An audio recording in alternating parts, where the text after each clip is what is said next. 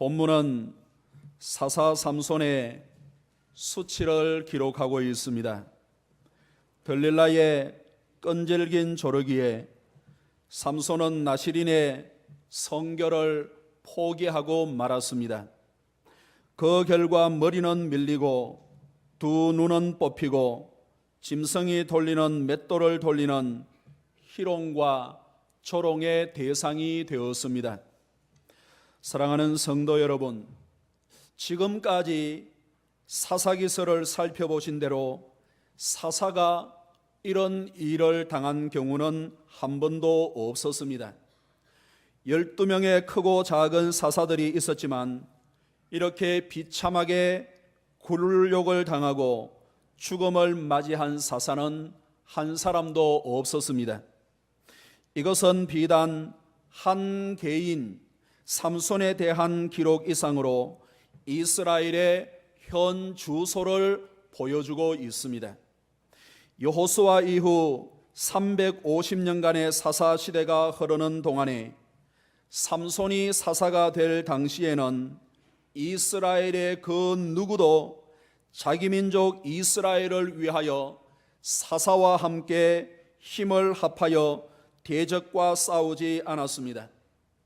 삼손 이전의 사사 시대에는 사사가 부름을 받아 이스라엘의 구원을 위하여 나팔을 불고 군사를 모집하면 많은 사람들이 앞을 다투어 나와 함께 대적과 싸우고 승리를 했지만 삼손 시대에는 단 한 번도 그러한 일이 없었고 오히려 삼손을 묶어 블레셋에게 넘기는 일들이 더 많이 있었습니다. 그리고 12명의 크고 작은 사사들 역시 나름대로 이스라엘을 구원하여 20년 혹은 40년 혹은 80년 그 긴 동안에 이스라엘이 그토록 바라고 열망하였던 평안을 제공하였습니다. 그리고 사사들 역시 비교적 평안한 삶을 살면서 자신의 노후를 누렸습니다. 그러나 사사시대 말기 삼손 바로 앞에 사사 입단은 바르지 않은 서원을 하나님 앞에 드림으로 하나밖에 없는 딸을 번제로 드리고 가슴앓이하며 고통스러운 말년을 보내어만 했습니다. 급기야 마지막 사사인 삼손은 그토록 많은 은혜와 축복을 받았지만 그 많은 은혜와 복을 여인을 찾아 다 탕진하고 부끄러운 최후를 맞이하고 말았습니다. 이것은 한 개인의 모습이 아니라 사사시대 말기 이스라엘의 영적 수준을 우리에게 보여주는 내용입니다.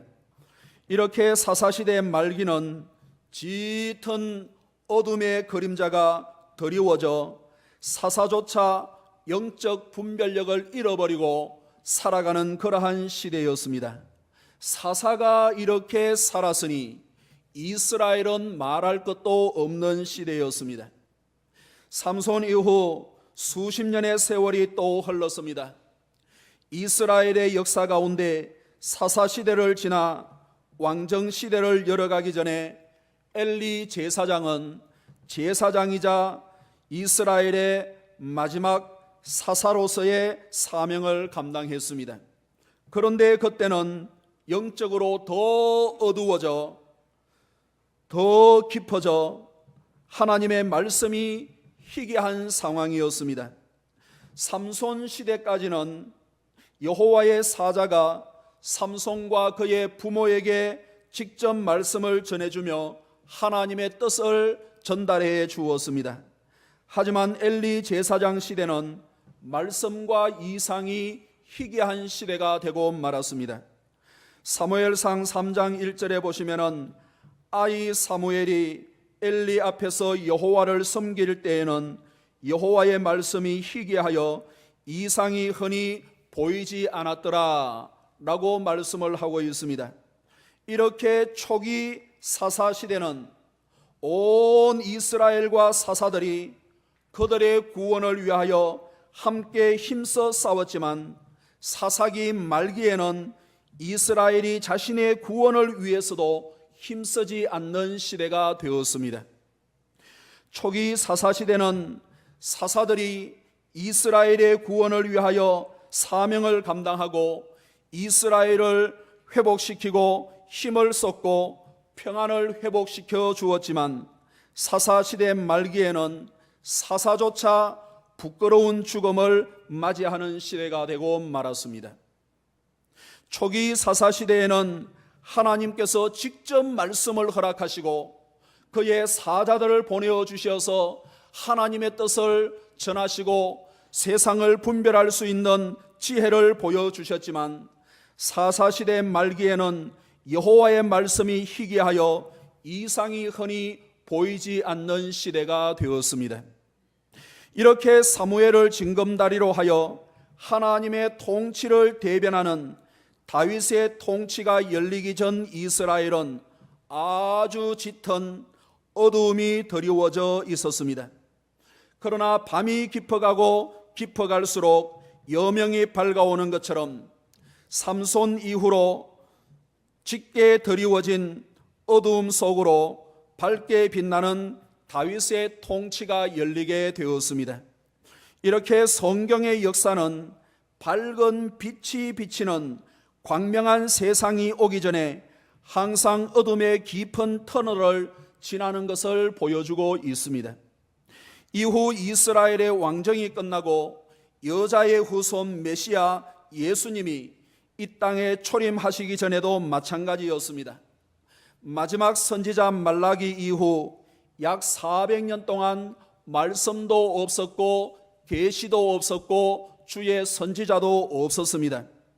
빛이신 하나님의 말씀이 없었으니 온 세상은 어두움 그 자체였습니다. 그러나 마지막 선지자 말라기 선지자 이후 400년의 세월이 흘러 때가 참에 광명한 빛 대신 예수 그리스도께서 이 세상에 오셨습니다.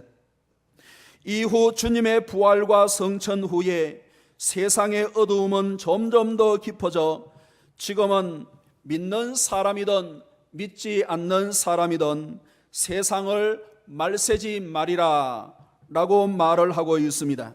틀린 말이 아니라 아주 정확한 말이 되겠습니다. 성경적으로 신학적으로 예수님의 성천 이후 예수님께서 십자가에 달리시고 부활하시고 성천하신 이후 그 후에 예수님께서 다시 재림하시기까지 그 긴 기간을 말세라고 합니다. 그러니 지금은 말세지 말이라 하는 말은 아주 성경적이고 신학적으로 정확한 표현이 되겠습니다. 때문에 이 세상은 빛이 아니라 어두움입니다. 어두움도 아주 깊이 드리워져 있는 짙은 어두움 말입니다. 그러나 어두움 끝에 항상 빛이 있었던 것처럼 삼손의 머리가 밀렸지만 그 머리털이 다시 자라난 것처럼 이제 얼마 있지 않아 이 어두움 끝에 광명한 빛 대신 예수 그리스도께서 재림으로 다시 오실 것입니다. 이러한 때에 저와 여러분들이 더욱 기도하고 말씀을 사모하심으로 신앙과 삶의 한 줄기 빛이 되기를 간절히 원합니다. 광명한 다윗 시대가 열리기 전에 한 줄기 빛인 사무엘 선지자가 있었습니다. 광명한 빛 대신 예수 그리스도께서 오시기 전에 광야에서 외치는 소리 세례 요한의 한 줄기 빛이 있었습니다. 이제 우리 주님께서 이 어둠의 권세를 무너뜨리고 광명한 빛으로 이 세상에 다시 오실 터인데 저와 여러분들이 꺼지지 않는 작은 한 줄기 빛이 되어 자신을 비추고 이웃을 비추고 세상을 비출 수 있는 은혜가 있기를 간절히 원합니다. 본문은 삼손에 대한 내용인데 12명의 사사들 중에서 삼손은 가장 특별한 사사였습니다. 출생이 예고되었습니다. 나기 전부터 나실인으로 구별된 사람이었습니다. 우리가 살펴본 대로 다 장성하여 사사들이 부름을 받았지만은 이 마지막 사사 이 삼손은 나기 전부터 어머니 뱃속에서 구별된 하나님의 특별한 은혜를 입은 사람이었습니다. 이스라엘을 구원하기 위하여 보내심을 받은 신앙과 삶이 분명한, 목적과 방향이 분명한 사람이었습니다. 그리고 이 세상에 태어난 많은 사람들 가운데 삼손만큼 힘이 센 사람은 이 세상에 아무도 없었습니다. 골리앗도 아마 그냥 팔 하나로 이렇게 어떻게 할 수 있는 그 성문짝과 보루와 성문에 붙어있는 그 모든 것을 어깨에 짊어지고 60km나 달렸던 사람이 바로 삼손인데, 이 세상에 삼손만큼 힘이 있는 사람이 세상에 어디에 있겠습니까? 이렇게 삼손은 하나님의 특별한 은혜와 사랑을 입은 사람이었습니다. 그러나 삼손은 그렇게 많은 은혜와 복을 받았지만 몰락의 길을 걸었습니다. 결국 하나님께서 그에게 주신 모든 능력과 힘과 은혜를 다 상실하고 머리털은 밀리고 눈알은 뽑히고 노예로 끌려가는 신세가 되고 말았습니다. 삼손은 여자 때문에 무너지고 들릴라는 돈 때문에 사랑을 배신하고 말았습니다. 그토록 특별한 은혜와 축복을 받아 그 누구보다도 잘 할 수 있었던 삼손, 왜 그렇게 되었을까요? 하나님께서 예비하여 주시고 모든 감당할 수 있는 능력을 특별히 베풀어 주셨는데 왜 이렇게 부끄러운 사사가 될 수밖에 없었을까요? 본문 19절의 말씀을 한번 읽어봅니다. 19절의 말씀 시작. 들릴라가 삼손에게 자기 무릎을 베고 자게 하고 사람을 불러 그의 머리털 7가락을 밀고 괴롭게 하여 본즉 그의 힘이 없어졌더라. 들릴라가 삼손에게 자기 무릎을 베고 자게 하고 라고 하였습니다. 삼손은 들릴라의 무릎을 베고 아주 깊은 잠에 빠져 있었습니다. 삼손은 자기의 머리카락 7가닥을 따서 다녔는데 그 7가닥 다 밀려도 전혀 알 수 없을 정도로 아주 깊은 잠에 빠져 있었습니다. 삼손이 아주 깊은 잠에 빠져 있었던 것은 요나가 다시스로 가는 배에 타서 저 배 밑창에 가장 아랫부분에 내려가 깊은 잠에 빠져 있었던과 같은 내용이요 같은 단어가 되겠습니다. 삼손은 세상의 쾌락에 빠지고 들릴라에게 빠지게 되었을 때 영적으로 아주 깊은 잠에 들고 말았습니다. 영적으로 아주 둔감하게 되고 말았습니다. 들릴라가 돈 때문에 삼손을 팔고 호시탐탐 기회를 노리고 있었는데 삼손은 전혀 그것을 깨닫지를 못했습니다. 깨닫지 못할 정도로 어두움이 그에게 깊이 임하여 있었기 때문에 들릴라의 미모와 달콤한 목소리에 빠져 하나님의 음성이 들리지 않았습니다. 자신이 지금 얼마나 위험한 잠을 자고 있는지, 자신의 영혼이 얼마나 심각하게 부패하고 있는지 전혀 모르고 있었습니다. 사랑하는 성도 여러분, 이것이 죄가 하는 일입니다. 죄는 영적으로 점점 더 깊은 잠에 빠지게 하는 겁니다. 실제적으로 얼마나 큰 위험이 눈앞에 와 있는지를 모르게 하는 것이 죄입니다. 16절의 말씀처럼 마음이 번뇌하고 죽을 지경이 되어도 돌이키지 않고 그대로 머물게 하는 것이 바로 죄입니다. 사랑하는 성도 여러분, 여러분들을 쉽게 잠자게 하는 그것이 무엇입니까? 마치 들릴라처럼 진더기처럼 거머리처럼 여러분들에게, 우리에게부터 우리를 약하게 하는 것이 무엇입니까? 영적으로 무지하고 무감각하게 만드는 것이 무엇입니까?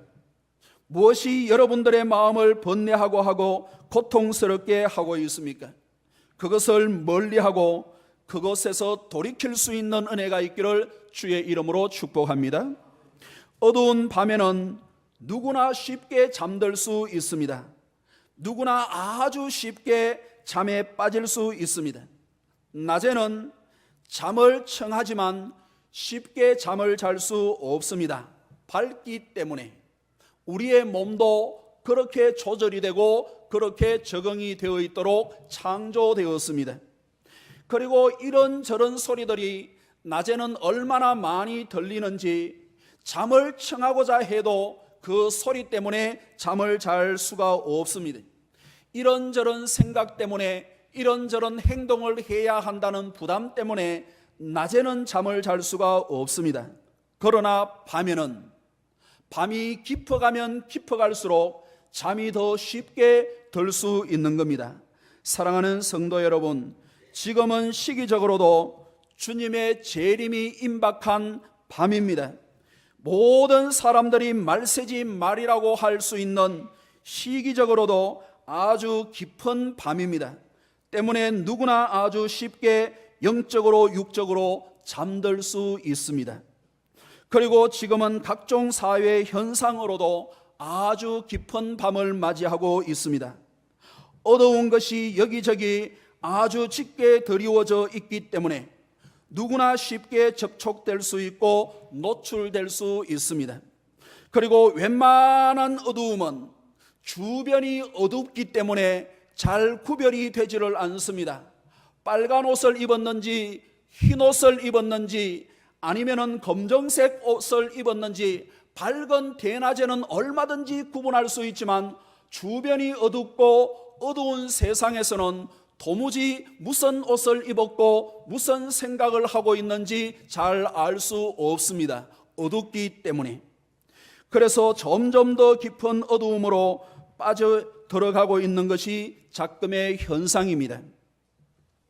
새 정부가 들어섰습니다. 많은 사람들이 기대를 가지고 있고 대통령 역시 많은 사람들의 지지를 받으면서 아주 발빠른 행보를 이어가고 있습니다.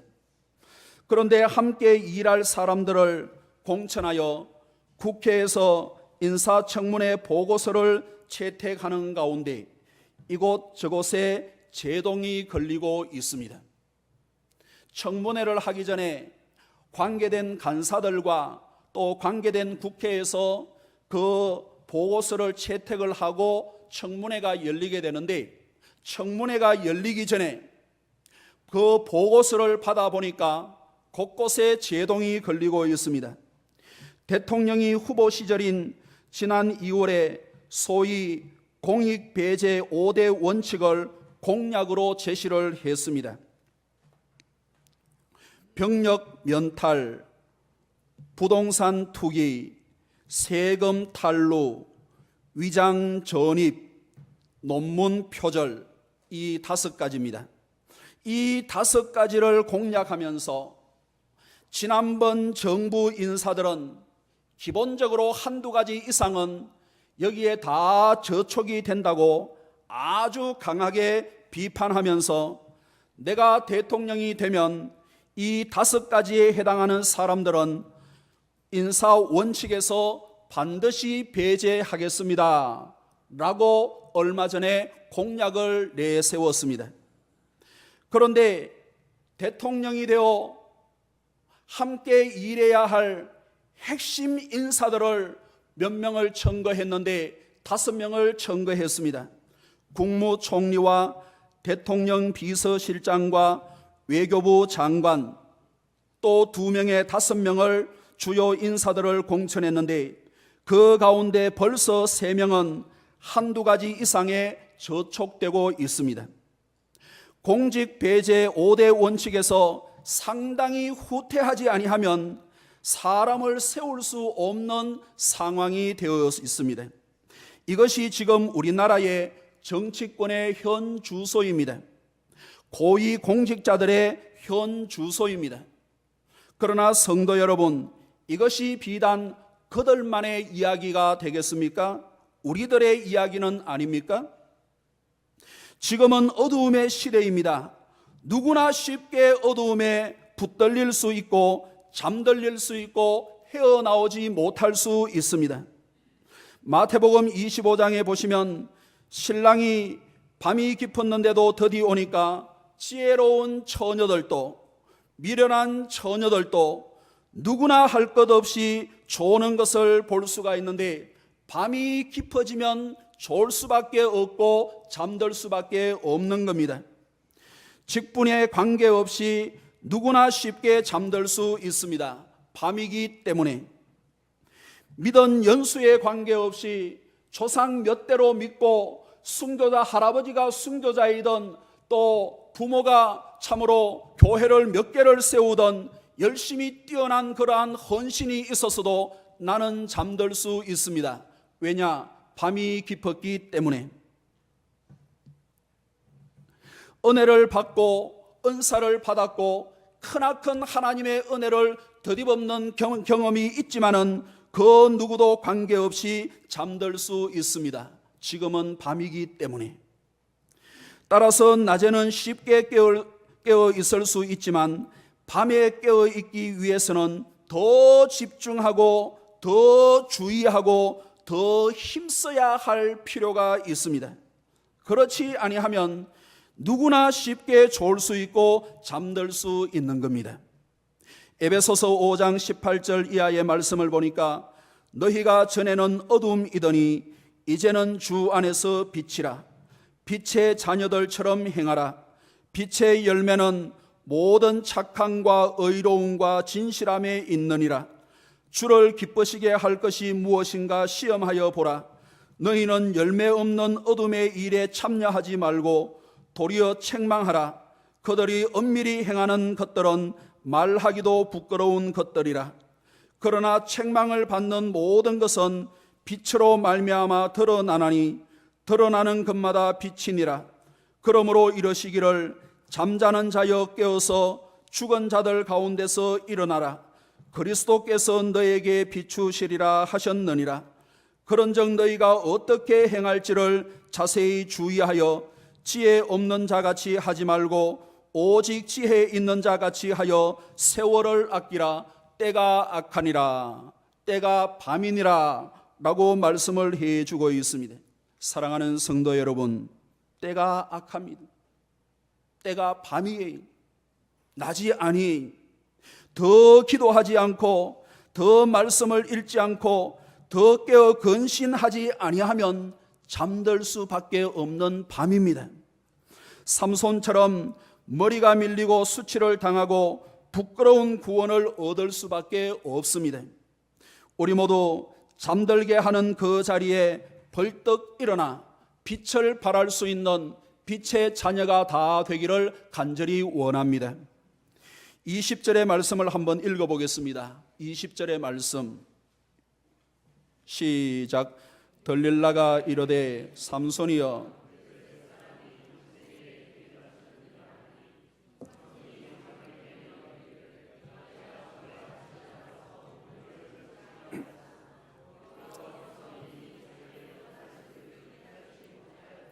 여호와께서 자기를 떠난 줄을 깨닫지 못하였더라. 내가 전과 같이 나가서 힘을 떨치리라. 삼손이 위협을 느끼자 내가 전과 같이 나가서 힘을 떨치리라 그렇게 하였지만 하나님께서 이미 떠난 줄을 알지를 못했습니다. 삼손의 힘은 자신의 것이 아니라 하나님의 선물이었기 때문입니다. 삼손의 힘은 자기 안에 있는 것이 아니라 하나님의 임재와 하나님께서 그를 붙들고 계시는 동안에 있는 힘이 되겠습니다. 하나님께서 떠나니까 아무것도 아니었습니다. 삼손의 힘은 자신의 것이 아니라 하나님의 언약을 신실하게 이행하고 자신의 성결을 유지할 때 주어지는 하나님의 능력이기 때문입니다.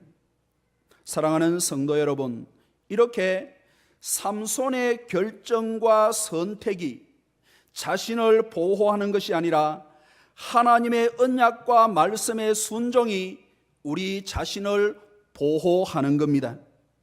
들릴라의 사랑이 삼손을 지켜주고 힘이 되는 것이 아니라 하나님의 사랑이 삼손을 지켜주고 힘이 되는 겁니다.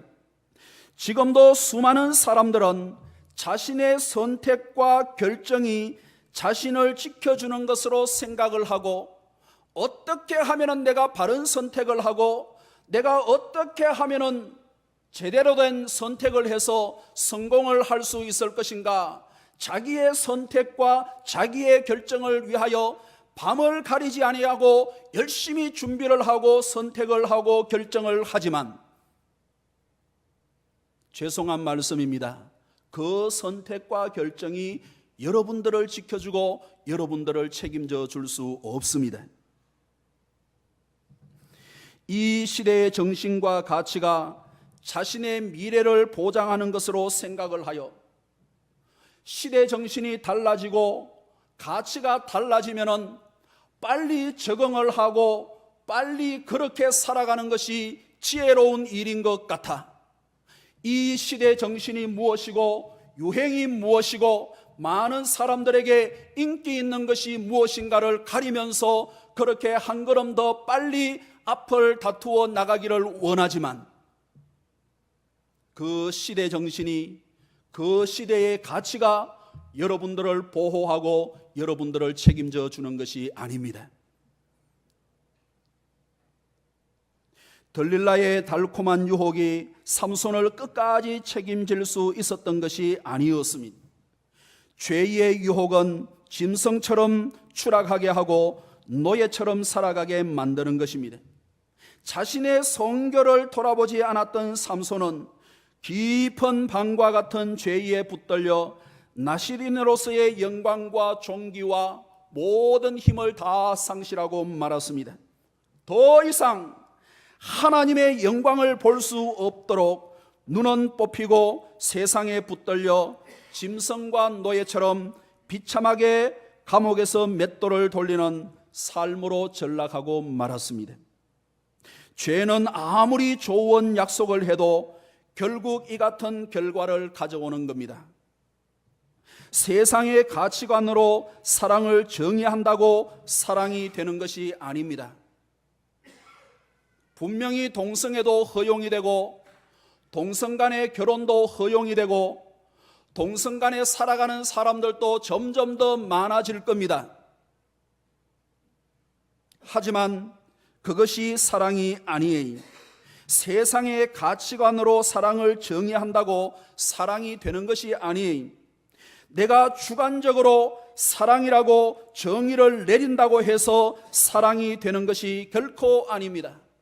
하나님 보시기에 사랑이어야 하고 하나님 보시기에 사랑할 만해야 사랑이 되는 겁니다. 삼손은 하나님의 말씀을 떠나 들릴라를 찾아 내 사랑이라 그렇게 정의를 내렸지만, 그 사랑은 자신의 눈을 뽑고 짐승처럼 노예처럼 웃음거리와 조롱거리가 되게 하였습니다. 이렇게 세상의 가치관으로 내려지는 사랑은 우리를 책임지지 않습니다. 여러분, 우리 자신이 내린 사랑은 우리 자신을 책임질 수 없습니다. 여러분, 하나님께서 사랑이라고 하신 그것이 우리를 끝까지 책임질 수 있는 줄로 믿습니다. 때문에 하나님의 사랑을 사모하고 그분의 사랑을 받을 수 있는 저와 여러분들이 되기를 주의 이름으로 축복합니다. 22절의 말씀을 마지막으로 한번 읽어보겠습니다. 22절 시작. 그의 머리털이 밀린 후에 다시 자라기 시작하니라. 우리는 이 말씀 속에서 하나님은 어떤 분이신가 발견할 수 있습니다. 그리고 그분 하나님이 우리의 유일한 희망이고 영원한 소망인 것을 발견할 수 있습니다. 지금도 많은 사람들은 삼손과 같은 힘과 능력에 관심을 가지고 있습니다.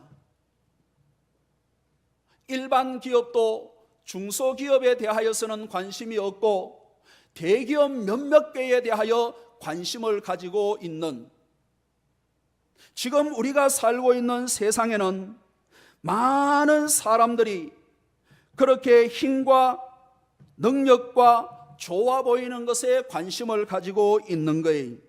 과거에 삼손을 그렇게 보았던 것처럼 들릴라와 같은 사랑을 만나면 행복해질 것으로 생각을 하고 있는 시대입니다. 그러나 그렇지 않습니다. 하나님께 관심을 두는 사람에게 희망이 있고 하나님의 사랑을 사모하는 자에게 소망이 있습니다. 하나님은 밀린 머리를 다시 자라게 하시는 분이신 줄로 믿습니다. 하나님은 어떤 분이신가? 밀린 머리를 다시 자라게 하시는 분입니다. 신앙과 삶을 회복할 수 있는 기회를 주시는 분이십니다. 주님 앞에 섰을 때 부끄러운 구원이 아니라 영광스러운 구원을 얻을 수 있도록 기회를 주시는 분이십니다. 그래서 삼손에게 마지막 한 번의 기회가 또 주어지고 있는 것을 보게 되는데, 부끄러운 구원이 아니라 사명을 다 감당을 하고 주님 앞에 영광스러운 구원자로 설 수 있도록 은혜를 베풀어 주시는 분이 바로 저와 여러분들의 하나님, 머리를 자라게 하시는 분이십니다. 삼손은 힘이 있고 능력이 있을 때에는 하나님을 의지하지 않았습니다. 들릴라와 같은 여인을 만날 정도로 세상적으로 눈이 잘 보이고 지혜로울 때에는 하나님을 잘 볼 수가 없었습니다. 그러나 들릴라에게 배신을 당하고 세상에 쏟게 되었을 때 비로소 하나님이 보이기 시작했습니다. 자신의 능력이 사라지고 깊은 감옥에 갇혀 짐승처럼 맷돌을 돌리고 있을 때에야 비로소 하나님으로부터 오는 힘과 용기와 지혜가 보이기 시작했습니다. 그러나 그것은 머리를 다시 자라게 하시는 하나님의 사랑이었습니다. 들릴라에게 배신당하고 세상으로부터 내어 쫓김을 당하였지만 변함없는 하나님의 사랑은 삼손의 가슴을 찾아 두드리기 시작했습니다.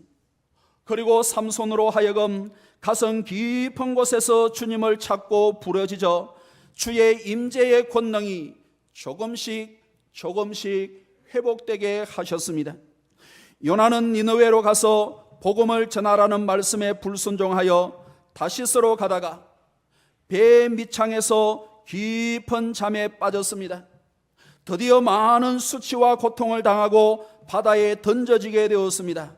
그러나 하나님의 변함없는 사랑은 한 손에는 태풍을 잡으시고 한 손에는 큰 물고기를 잡으시고 그 요나를 찾아오시고 마침내 요나를 큰 물고기가 단숨에 삼키게 하셨는데, 그곳은 지옥이 아니라 그곳은 회복의 장소요 천국이요 하나님을 만나는 처소가 되었습니다. 그리고는 그곳에서 깨달아 하나님을 간절히 찾아 마침내 니느웨로 가서 사명을 감당하는 모습을 우리에게 보여주고 있습니다. 마찬가지로 그분 하나님의 크나큰 사랑이 눈알은 뽑히고 짐승처럼 맷돌을 돌리며 우성거리와 조롱거리가 된 삼손을 찾아오셨습니다. 하나님에 대한 신앙과 사랑이 다시 자라게 하셨는데, 그 감옥은 지옥이 아니라 그 감옥은 천국이었고 천국을 만나는 순간이었습니다. 그리고 마침내 살았을 때보다 죽으면서 더 많은 블레셋 사람들을 물리치고 이스라엘을 구원하는 사사로스의 사명을 감당하게 되었습니다. 머리를 자라게 하시는, 다시 기회를 주시는 하나님이 그와 함께 하셨기 때문입니다. 사랑하는 성도 여러분, 삼손의 머리를 자라게 하신 하나님은 우리의 머리를 자라게 하시는 분입니다.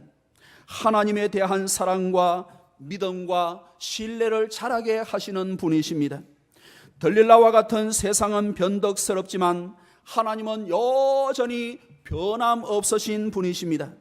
그래서 삼손과 같이 실패한 그 자리, 좌절한 그 자리에 하나님을 의지하여 더 힘있게 일어나기를 원하고 계시는 겁니다.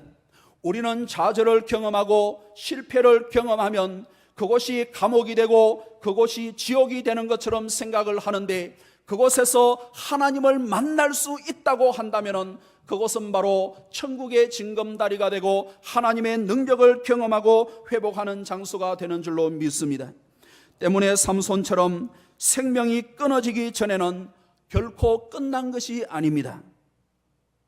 우리가 숨을 거두기 전에는 나는 할 수 없어 라고 할 수 없는 겁니다. 나는 해도 안 돼 라고 할 수 없는 겁니다.